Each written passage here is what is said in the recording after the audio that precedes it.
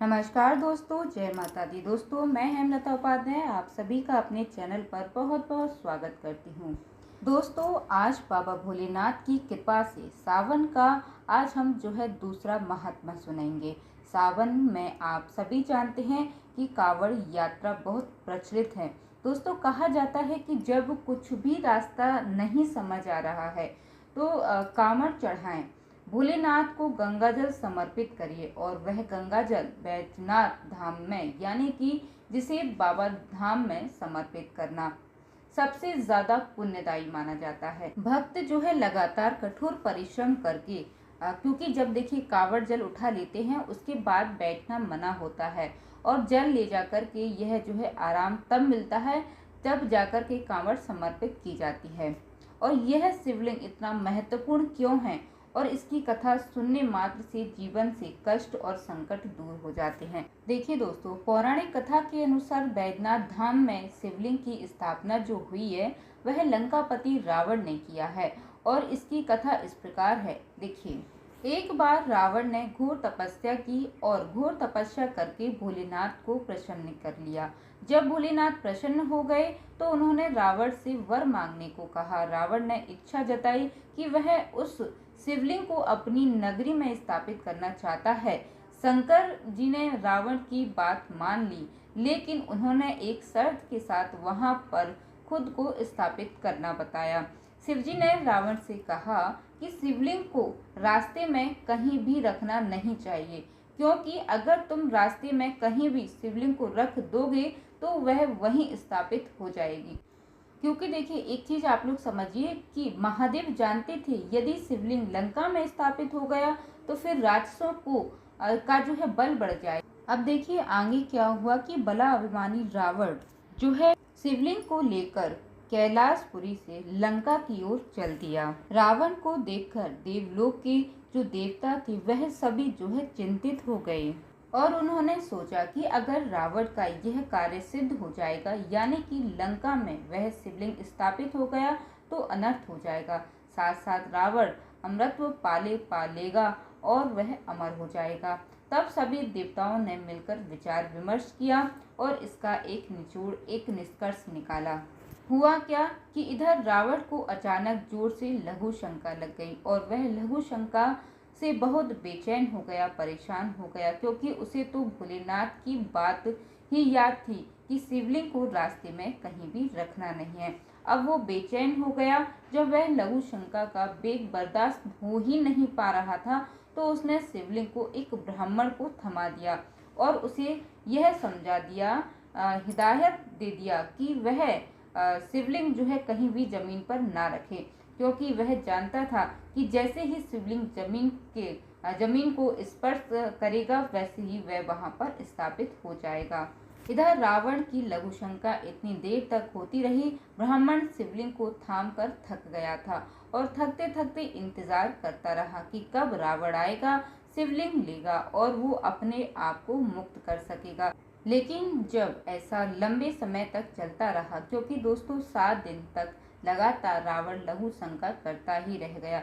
इससे थकने के बाद वह उस ब्राह्मण ने उस शिवलिंग को वहीं जमीन पर रख कर चला गया। बाद में रावण ने शिवलिंग को वहां से उठाने की बहुत कोशिश की, बहुत ज्यादा कोशिश की, और लेकिन वह शिवलिंग को उठा ना सका। अतः रावण ने उसी जगह पर शिवलिंग को स्थापित कर और वहीं पर रावणेश्वर के नाम से भी वह शिवलिंग विख्यात हो गया। और दोस्तों, वहां शिवलिंग की स्थापना करने के बाद रावण को यह महसूस हो गया कि यह शिवलिंग वह छल से रावण लंका जाने से रोक गया। इसलिए उसने पूरा प्रयास किया कि उस शिवलिंग को धरती में दबा दे और इसलिए उसने अंगूठे के बल का प्रयोग करते हुए शिवलिंग को धरती में दबाने का पूर्ण प्रयास किया, परंतु वह शिवलिंग पूरी तरह नहीं, लेकिन आप लोग देखे होंगे जमीन से बस थोड़ा ही ऊपर वह शिवलिंग है। और वहीं पर महादेव ने प्रकट होकर रावण को यह कहा कि जो इस शिवलिंग को स्पर्श करेगा, उसका पूजन करेगा, मैं उसकी सभी मनोकामनाएं पूर्ण कर दूंगा।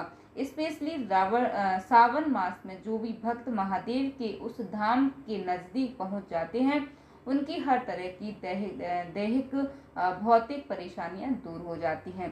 तो दोस्तों, इसी धरती पर चमत्कार मौजूद है। अगर आप वहां जा नहीं सकते तो बाबा बैद्यनाथ के धाम में किसी भी शिवलिंग में आप जल समर्पित करते हैं तो बाबा बहुत दयालु हैं, आपकी हर तकलीफ और हर संकट को दूर करते हैं। तो चलिए दोस्तों, अब हम श्रवण करते हैं सावन महात्म्य का अध्याय 2। ध्यान से सुनिएगा।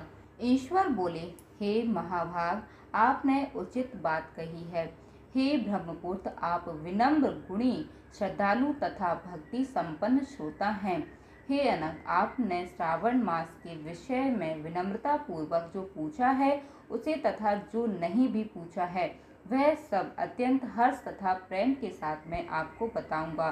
द्वेष न करने वाला सबका प्रिय होता है और आप उसी प्रकार के विनम्र हैं, क्योंकि मैंने आपके अभिमानी पिता ब्रह्मा का 5वां मस्तक काट दिया था, तो भी आप उस द्वेष भाव का त्याग कर मेरी शरण को प्राप्त हुए हैं।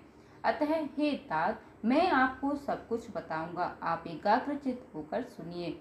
हे योगिन, मनुष्य को चाहिए कि श्रावण मास में नियम पूर्वक व्रत करे और पूरे महीने भर प्रतिदिन रुद्राभिषेक करे। अपनी प्रत्येक प्रिय वस्तु का इस मास में त्याग कर देना चाहिए। पुष्पों, फलों, दांतों, तुलसी की मंजरी तथा तुलसी दलों और बिल्व पत्रों से शिव जी की लक्ष्य पूजा करनी चाहिए। 1 करोड़ शिवलिंग बनाना चाहिए और ब्राह्मणों को भोजन कराना चाहिए। महीने भर धारण पारण व्रत अथवा उपवास करना चाहिए। इस मास में मेरे लिए अत्यंत प्रीतिकर पंचामृत का अभिषेक करना चाहिए। इस मास में जो जो शुभ कर्म किया जाता है वह अनंत फल देने वाला होता है। हे मुनि, इस माह में भूमि पर सोए ब्रह्मचारी रहें और सत्य वचन बोलें। इस मास को बिना व्रत के भी व्यतीत नहीं करना चाहिए। फलाहार अथवा हविष्यान ग्रहण करना चाहिए। पत्ते पर भोजन करना चाहिए। व्रत करने वाले को चाहिए कि इस मास में शाक का पूर्ण रूप से परित्याग करे दे। हे मुनि श्रेष्ठ, इस मास में भक्ति युक्त होकर मनुष्य को किसी न किसी व्रत को अवश्य करना चाहिए। सदाचार परायण, भूमि पर शयन करने वाला, प्रातः स्नान करने वाला और जितेंद्रिय होकर मनुष्य को एकाग्र किए गए मन से प्रतिदिन मेरी पूजा करनी चाहिए। इस मास में किया गया पुरस्चरण निश्चित रूप से मंत्रों की सिद्धि करने वाला होता है। इस मास में शिव के षडाक्षर मंत्र का जप अथवा गायत्री मंत्र का जप करना चाहिए और शिव जी की प्रदक्षिणा, नमस्कार तथा वेद पारायण करना चाहिए। पुरुष सूक्त का पाठ अधिक फल देने वाला होता है। इस मास में किया गया ग्रह यज्ञ, कोटि होम, लक्ष्य होम तथा अयुक्त होम शीघ्र ही फलीभूत होता है और अभिष्ट फल प्रदान करता है। जो मनुष्य इस मास में एक भी दिन व्रतहीन व्यतीत करता है वह महाप्रलय पर्यंत घोर नरक में वास करता है। यह मास मुझे जितना प्रिय है उतना कोई अन्य मास प्रिय नहीं है। यह मास सकाम व्यक्ति को अभीष्ट फल देने वाला तथा निष्काम व्यक्ति को मोक्ष प्रदान करने वाला है। हे सत्तम, इस मास के जो व्रत तथा धर्म है उन्हें मुझसे सुनिए। रविवार को सूर्य व्रत तथा सोमवार को मेरी पूजा व नक्त भोजन करना चाहिए। श्रावण मास के पहले सोमवार से आरंभ करके 3.5 महीने तक रोटक नामक व्रत किया जाता है। यह व्रत सभी वांछित फल प्रदान करने वाला है। मंगलवार को मंगला गौरी का व्रत, बुधवार को बृहस्पतिवार के दिन इन दोनों वारों का व्रत, शुक्रवार को जीवितिका व्रत और शनिवार को हनुमान तथा नरसिंह का व्रत करना बताया गया है। हे मुने, अब तिथियों में किए जाने वाले व्रतों का श्रवण करें। श्रावण के शुक्ल पक्ष की द्वितीय तिथि को औदुंबर नामक व्रत होता है। श्रावण के शुक्ल पक्ष की द्वितीय तिथि को औदुंबर नामक व्रत होता है। श्रावण के शुक्ल पक्ष की तृतीय तिथि को गौरी व्रत होता है। इसी प्रकार शुक्ल की चतुर्थी तिथि को दूर्वा गणपति नामक व्रत किया जाता है। हे मुने, उसी चतुर्थी का दूसरा नाम विनायकी चतुर्थी भी है। शुक्ल पक्ष में पंचमी तिथि नागों के पूजन के लिए प्रस्त होती है। हे मुनि श्रेष्ठ, इस पंचमी को रौर वक्लापति नाम से जानिए। षष्ठी तिथि को सुपोदन व्रत और सप्तमी तिथि को शीतला व्रत होता है। अष्टमी अथवा चतुर्दशी तिथि को देवी का पवित्रारोपण व्रत होता है। इस माह के शुक्ल तथा कृष्ण पक्ष की दोनों नवमी तिथियों को नक्त व्रत करना बताया गया है। नक्त व्रत का मतलब है दोस्तों कि बिना नमक की करना होता है। शुक्ल पक्ष की 10वीं तिथि को आषाढ़ नामक व्रत होता है। इस मास में दोनों पक्षों में दोनों एकादशी तिथियों को इस व्रत की कुछ और विशेषता मानी गई है।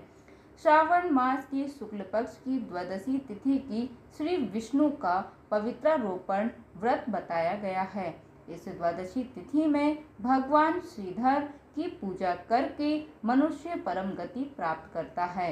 उत्सर्जन, उपाकर्म, सभादीप, सभा के उपाकर्म, इसके बाद रक्षाबंधन, पुनः श्रावण कर्म, सर्पबलि और है ग्रीव का अवतार, ये 7 कर्म पूर्णमासी तिथि को करने हेतु बताए गए हैं। श्रावण मास के कृष्ण पक्ष में चतुर्थी तिथि को संकष्ट चतुर्थी व्रत कहा गया है और श्रावण मास के कृष्ण पक्ष की पंचमी तिथि के दिन मानव कल्पादि नामक व्रत को जानना चाहिए।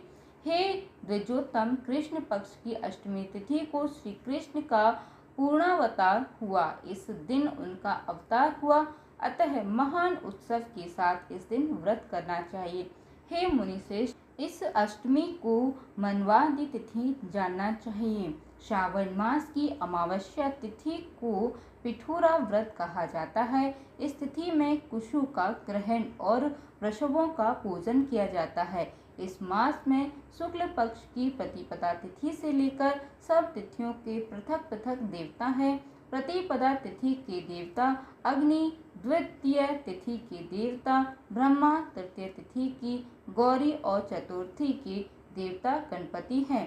पंचमी के देवता नाग हैं और षष्ठी तिथि के देवता कार्तिकेय हैं। सप्तमी के देवता सूर्य और अष्टमी के देवता शिव हैं। नवमी की देवी दुर्गा, 10वीं के देवता यम और एकादशी तिथि के देवता विश्वदेव कहे गए हैं। द्वादशी के विष्णु तथा त्रयोदशी के देवता कामदेव हैं। चतुर्दशी के देवता शिव, पूर्णिमा के देवता चंद्रमा और अमावस्या के देवता पितर हैं। ये सब तिथियों के देवता कहे गए हैं। जिस देवता की जो तिथि हो उस देवता की उसी तिथि में पूजन करनी चाहिए। प्रायः इसी मास में अगस्त का उदय होता है। हे मुनि, मैं उस काल को बता रहा हूँ, आप एकाग्रचित होकर सुनिए।